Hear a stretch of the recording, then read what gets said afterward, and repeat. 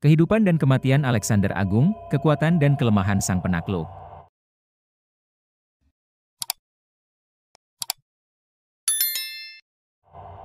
Halo guys, kembali lagi di channel Sukses TV. Kali ini saya akan membahas tentang kehidupan dan kematian Alexander Agung. Alexander Agung, seorang tokoh yang namanya tercatat dalam sejarah sebagai salah satu penakluk terbesar sepanjang masa, telah meninggalkan warisan yang sangat mendalam.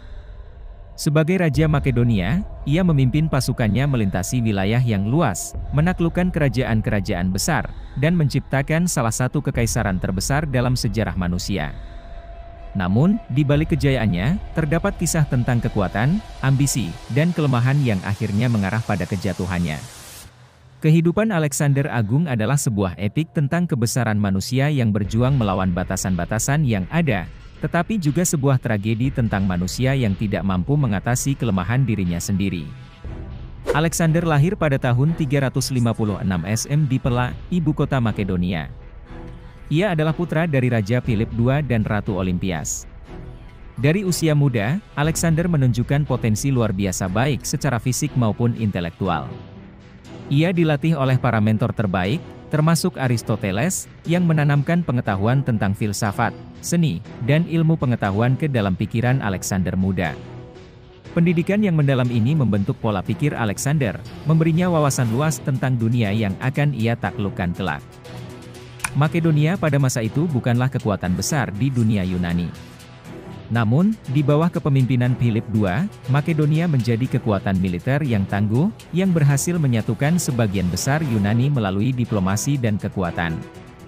Philip merencanakan ekspedisi besar untuk menaklukkan Kekaisaran Persia, musuh lama Yunani, tetapi sebelum ia bisa mewujudkan rencananya, ia dibunuh pada tahun 336 SM. Dengan kematian Philip, Alexander naik tahta pada usia 20 tahun dan segera menunjukkan bahwa dirinya tidak hanya mewarisi ambisi ayahnya, tetapi juga tekad untuk melampaui pencapaian ayahnya. Setelah mengamankan posisinya sebagai raja dengan menumpas pemberontakan di Yunani dan memadamkan ancaman dari negara-negara tetangga, Alexander memutuskan untuk melanjutkan rencana ayahnya untuk menaklukkan Persia. Pada tahun 334 SM, Alexander memimpin pasukan kecilnya melintasi Hellespont ke Asia Kecil, memulai kampanye yang akan mengubah sejarah dunia. Penaklukan Alexander dimulai dengan kemenangan gemilang di pertempuran Granicus. Dengan pasukan yang hanya berjumlah sekitar 35.000 orang, Alexander menghadapi pasukan Persia yang jauh lebih besar dan berhasil mengalahkan mereka, membuka jalan untuk penaklukan Asia Kecil. Di sana, ia menaklukkan kota-kota besar seperti Sardis dan mengamankan jalur logistik untuk kampanye lebih lanjut. Pada tahun 333 SM, Alexander bertemu dengan Raja Darius III dari Persia dalam pertempuran Issus.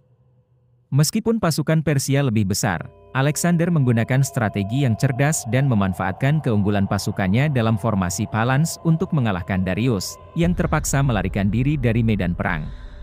Kemenangan ini memberikan Alexander kendali atas seluruh Asia Kecil dan membuatnya semakin dekat dengan pusat Kekaisaran Persia. Penaklukan berlanjut dengan pengepungan dan penaklukan kota-kota besar lainnya seperti Tirus dan Gaza, yang menantang Alexander dengan benteng-benteng mereka yang kuat. Meskipun menghadapi perlawanan yang keras, Alexander berhasil menaklukkan kedua kota tersebut, menunjukkan keuletan dan kemampuannya dalam menghadapi tantangan yang sulit. Namun, kemenangan terbesar Alexander datang pada tahun 331 SM dalam pertempuran Gaugamela. Di sini, ia sekali lagi menghadapi Darius III, yang kali ini mengumpulkan pasukan yang jauh lebih besar dan lebih kuat. Namun, Alexander, dengan keberanian dan kejeniusan militernya, berhasil memecah barisan pasukan Persia dan memaksa Darius melarikan diri untuk kedua kalinya. Pertempuran ini mengakhiri kekuasaan Persia dan membuka jalan bagi Alexander untuk menguasai seluruh kekaisaran yang luas tersebut. Keberhasilan Alexander dalam menaklukkan wilayah yang begitu luas dalam waktu yang relatif singkat mencerminkan kekuatannya sebagai seorang pemimpin dan jenderal. Ada beberapa faktor utama yang menjadikan Alexander begitu berhasil. 1. Kejeniusan militer. Alexander dikenal karena kejeniusan taktisnya di medan perang.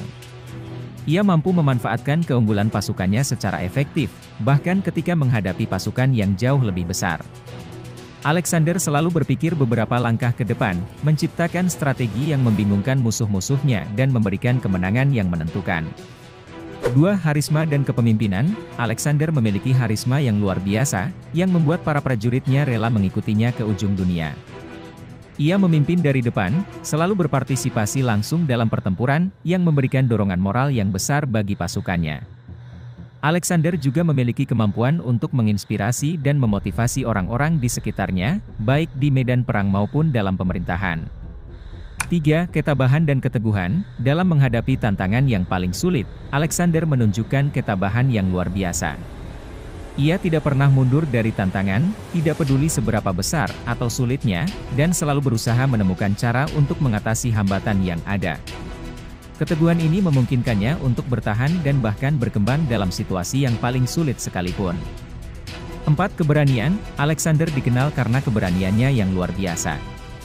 Ia tidak pernah ragu untuk memimpin serangan, bahkan ketika situasi tampak berbahaya. Keberanian ini bukan hanya memotivasi pasukannya, tetapi juga membuat musuh-musuhnya gentar. Dalam pertempuran, Alexander seringkali menempatkan dirinya di garis depan, menunjukkan bahwa ia siap mengambil risiko yang sama dengan prajurit-prajuritnya. 5. Penghormatan terhadap budaya lain. Salah satu hal yang membuat Alexander berbeda dari banyak penakluk lainnya adalah penghormatannya terhadap budaya dan tradisi lokal. Ketika ia menaklukkan wilayah baru, ia seringkali mengadopsi beberapa elemen dari budaya setempat, seperti memakai pakaian Persia dan mengambil istri dari kalangan bangsawan lokal. Sikap ini membantunya dalam memerintah wilayah-wilayah yang luas dan beragam dengan lebih efektif, karena ia tidak dipandang sebagai penindas oleh rakyat yang ditaklukkannya. Namun, di balik semua keberhasilan dan kekuatannya, Alexander juga memiliki kelemahan yang akhirnya berkontribusi pada kejatuhannya. Ambisi yang tak terkendali, keyakinan yang berlebihan pada dirinya sendiri, serta ketidakmampuannya untuk mengelola kekaisarannya yang luas menjadi beberapa faktor yang membawa Alexander menuju kehancurannya. 1. Ambisi yang tak terbatas. Alexander memiliki ambisi yang luar biasa besar, yang membuatnya tidak pernah puas dengan apa yang telah dicapainya. Setelah menaklukkan Persia, ia terus maju ke timur, menaklukkan wilayah-wilayah di Asia Tengah dan akhirnya mencapai India. Namun, ambisi yang tak terkendali ini membuat Alexander mengabaikan kenyataan bahwa kekaisarannya terlalu besar untuk dikelola dengan efektif. Semakin jauh ia bergerak, semakin sulit bagi Alexander untuk mempertahankan kendali atas wilayah-wilayah yang telah ia taklukkan. 2. Keyakinan berlebihan. Alexander percaya bahwa dirinya adalah titisan dewa, keyakinan yang diperkuat oleh kesuksesannya yang luar biasa di medan perang. Namun, keyakinan ini membuatnya semakin terpisah dari kenyataan. Ia mulai membuat keputusan yang semakin tidak rasional, termasuk mengabaikan nasihat dari orang-orang terdekatnya. Keyakinan berlebihan ini juga menyebabkan ketidakpuasan di kalangan pasukannya, yang merasa bahwa Alexander semakin jauh dari mereka. 3. Pengelolaan kekaisaran. Alexander adalah seorang jenderal yang brilian, tetapi sebagai administrator, ia kurang berhasil. Ia tidak meninggalkan struktur pemerintahan yang kuat untuk mengelola kekaisarannya yang luas. Setelah kematiannya, kekaisaran Alexander dengan cepat terpecah menjadi beberapa kerajaan yang diperintah oleh jenderal-jenderalnya, yang dikenal sebagai diadochi.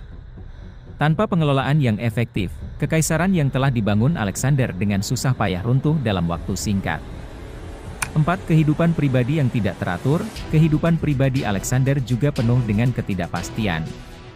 Ia seringkali terlibat dalam perayaan dan pesta pora yang berlebihan, yang akhirnya mempengaruhi kesehatannya. Alexander juga dikenal karena kemarahannya yang meledak-ledak, yang kadang-kadang membuatnya membuat keputusan yang tergesa-gesa dan merusak hubungannya dengan orang-orang terdekatnya. Pada tahun 323 SM, pada usia 32 tahun, Alexander tiba-tiba jatuh sakit di Babilonia, ibu kota kekaisarannya. Penyakit yang dideritanya berkembang dengan cepat, dan meskipun para dokter terbaik dipanggil untuk merawatnya, mereka tidak mampu menyelamatkan nyawanya. Dalam beberapa hari, Alexander meninggal dunia, meninggalkan kekaisarannya yang luas tanpa pewaris yang jelas. Kematian Alexander yang tiba-tiba menimbulkan banyak spekulasi dan teori. Beberapa sejarawan percaya bahwa ia mungkin telah diracun oleh musuh-musuhnya, sementara yang lain berpendapat bahwa ia mungkin meninggal karena penyakit alami seperti malaria atau demam tifoid. Terlepas dari penyebab kematiannya, Kepergian Alexander meninggalkan kekosongan kekuasaan yang besar, yang segera menyebabkan perebutan kekuasaan di antara para jenderalnya. Meskipun kekaisarannya runtuh setelah kematiannya, warisan Alexander tetap hidup dalam sejarah. Penaklukan Alexander menyebarkan budaya Yunani ke seluruh wilayah yang luas, menciptakan apa yang dikenal sebagai era Helenistik, di mana seni, ilmu pengetahuan, dan filsafat Yunani berkembang pesat di seluruh Timur Tengah dan Asia. Kota-kota yang didirikannya, termasuk Alexandria di Mesir, menjadi pusat kebudayaan dan pembelajaran selama berabad-abad. Alexander juga dikenang sebagai simbol dari ambisi manusia yang tak terbatas, keberanian, dan kejeniusan militer. Namun, kisahnya juga menjadi pengingat tentang bahaya dari ambisi yang tidak terkendali dan kelemahan manusia yang dapat menghancurkan bahkan yang paling kuat di antara kita. Kesimpulannya, kehidupan Alexander Agung adalah cerita tentang kebesaran dan kelemahan manusia. Sebagai penakluk terbesar sepanjang masa, Alexander mencapai hal-hal yang tampaknya mustahil, menaklukkan wilayah yang sangat luas dan menciptakan kekaisaran yang tiada bandingannya dalam sejarah. Namun, di balik kejayaannya, terdapat kelemahan-kelemahan yang akhirnya membawa kejatuhannya. Warisan Alexander tetap hidup dalam sejarah dan kebudayaan dunia. Ia dikenang tidak hanya sebagai seorang penakluk, tetapi juga sebagai seorang visioner yang mengubah jalannya sejarah. Kehidupan dan kematian Alexander Agung adalah pengingat bahwa kekuatan dan kelemahan selalu berjalan beriringan, dan bahwa dalam setiap ambisi besar terdapat risiko yang dapat membawa kehancuran. Terima kasih yang sudah menonton, semoga yang saya sampaikan bermanfaat bagi kalian semua. Jangan lupa like, komen, share dan subscribe. PAC out.